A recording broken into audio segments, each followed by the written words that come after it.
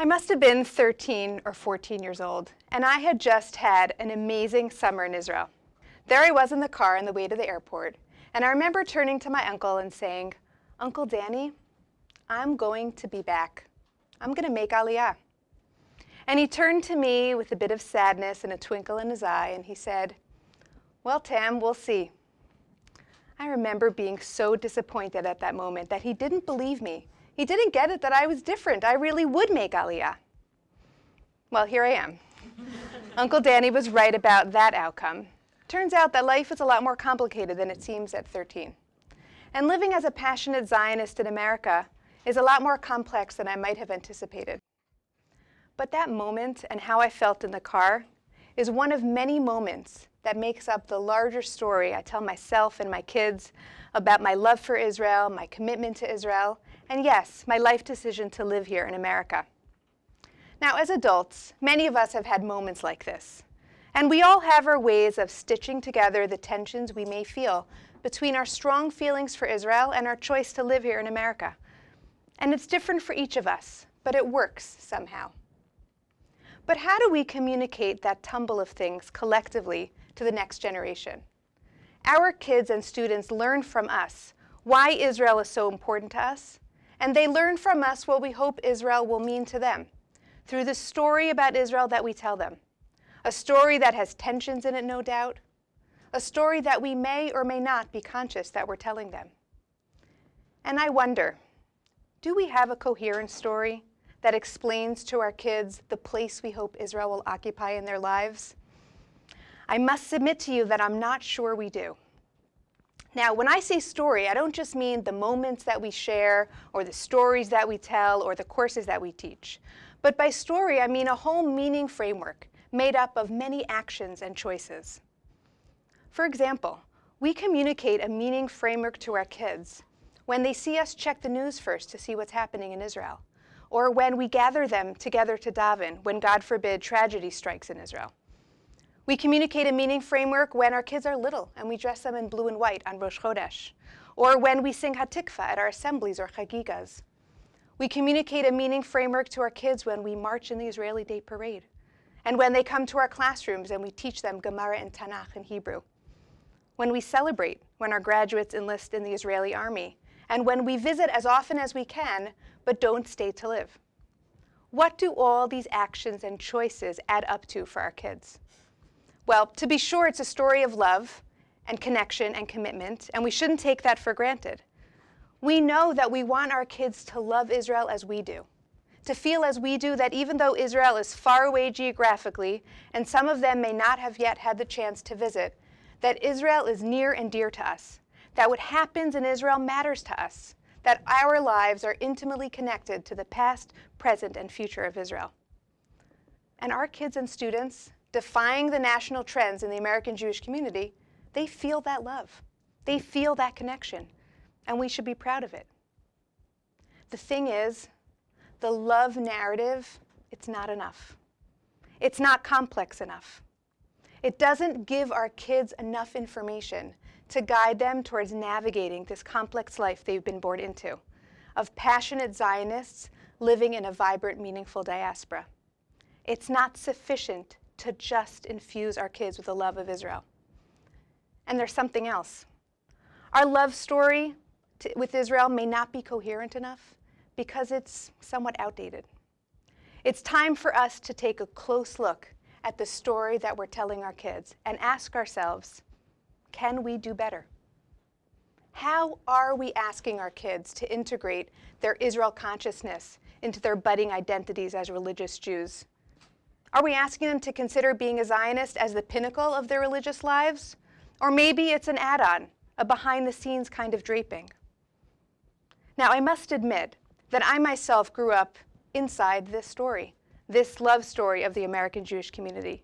It helped to shape me, it sustained me, and it certainly informed me that summer in the car when I was 13. It gave me the language to name and articulate the yearning I felt to make my life in Israel. But as I grew older and more deeply into my role as a mother and an educator, and found myself on the producing end of the story, I started to take notice of its contours. I started to notice its fault lines and its fissures, and I began to ask myself more urgently, how are kids supposed to find themselves inside the story? Can we do better? Can we give more texture to the American life, the Zionist life that our kids lead?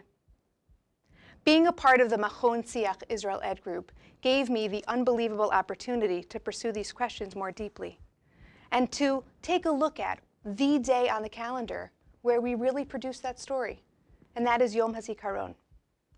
I came to my research with a real interest and desire to better understand how we're telling our story and what messages we actually articulate.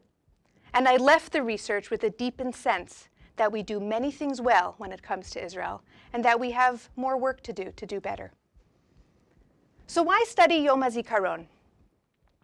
Because Yom HaZikaron, unlike every other day on the calendar where we may or may not be conscious that we're engaged in a storytelling about Israel, Yom HaZikaron is the day, together with Yom HaAtzmaut, where everybody in the SAR building knows fully well that we're engaged in storytelling about Israel. And it's powerful, and it's meaningful. And it's the day where our kids are listening to the story that we're crafting for them. They're listening and they're asking and they're wondering, why is Israel so important? And they want to know, where do I fit? How can I contribute? Yom HaZikaron, Israel's Memorial Day, is also the day where our students and alumni report feeling very close to Israel and connected. And finally, Yom HaZikaron, it's a very challenging day for all Jews, especially in Israel, but in America and beyond as well. And as a result, we all have to be asking ourselves, how can we do this well? How can we look at Yom HaZikaron, especially here, as an opportunity for us to seize in order to get that story right, to inspire our kids, to help them feel responsible for and committed to Israel, and to help give them possibilities for aligning their futures with Israel. So what happens here on Yom HaZikaron? Before I share with you what I learned from my research about the ceremony and its impact on our students, let's take a step back and talk a little bit about the history of Yom HaZikaron. Originally, Yom HaZikaron was actually embedded within Yom HaAtzmaut, Israel's Independence Day, just a few hours tucked in within the celebrations. A few years later, at the request of bereaved parents, a special day was created just before Yom HaAtzmaut so that the proper time and space could be given to the mourning and the sadness. Now, in Israel on Yom HaZikaron functions as a kind of container for the grief that is ever present and obvious. If you've ever been to Israel on Yom HaZikaron, you know what I'm talking about. Anywhere you go, everybody feels it. The times that the congregation, that the public comes together to commemorate, to memorialize, it's like a service to bring people together around shared emotions. And today in Israeli high schools, when the students come into the auditorium to listen to sad speeches and to sing sad songs, they are joined by parents of bereaved alumni who attended that school, and they sit next to the Israeli high school students. And they gain a kind of consolation from sitting among the Israeli students. They're like a proxy for their lost children, because the Israeli students sitting in the auditorium, they too will serve. They will next join the fight and continue the struggle for Israel. Now, what happens when we commemorate Yom HaZikaron in our auditorium? Well, many parts of the ceremony are the same, in fact, imported from Israel. But our students, at least statistically speaking, the majority of them are not planning to serve in the Israeli army. And our students, when they come into the auditorium, they don't feel that deep sense of personal sadness as do their Israeli counterparts, for they have not experienced the kind of personal loss as Israeli peers have. When our students come into the auditorium, we need to create an avirah for them. We need to help them feel. We need to teach them how to feel on Yom HaZikaron. What emotions do we try to conjure? And to what end? Let me tell you that what I've discovered is that what we try to do on Yom HaZikaron, and this is through speaking with scores of students and alumni and reviewing the footage we have of our most recent ceremonies, what we're trying to do in essence is bring an authentic Yom HaZikaron experience to our auditorium. We can't bring the kids to Israel, so we try to bring Israel here. We try to bridge the gap between Israel and America. So how do we do that? Some years, we actually watch a video of the siren playing in Israel, and we watch Israelis standing to attention, listening to the siren. Our choir sings contemporary sad songs, deeply sad songs, about loss and longing and sacrifice. And we invite speakers, mostly Israeli speakers, to come to the auditorium and to speak to our kids, and to tell them about lost relatives and friends, to share with our kids all kinds of heroic stories and share with them their admirable qualities. These speakers often also try to share with the kids what it feels like to be so sad in Yom Hazikaron, to bridge the distance. But in trying to create an authentic, close experience between our students and Israel and Yom Hazikaron, we may be inadvertently creating a real sense of distance. Why? Those Israeli speakers, when they come and they share their sadness, sometimes it feels like they're performing their sadness and reinforcing the sense to our kids that they don't really know what it feels like to be sad on Yom Hazikaron, that it's not really their day. And when they speak about their lost relatives and they tell us these unbelievable stories, sometimes they're couched in contrast to the experiences of our students, reinforcing the real gap between their reality and the Israeli reality.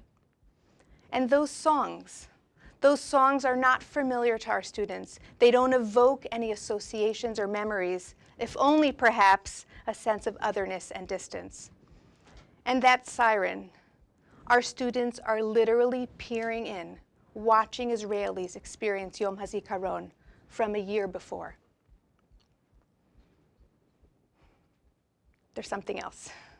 In addition to reporting to us their sense of closeness mixed in with distance, what our students and alumni tell us is that on Yom HaZikaron, they feel a very powerful sense of guilt.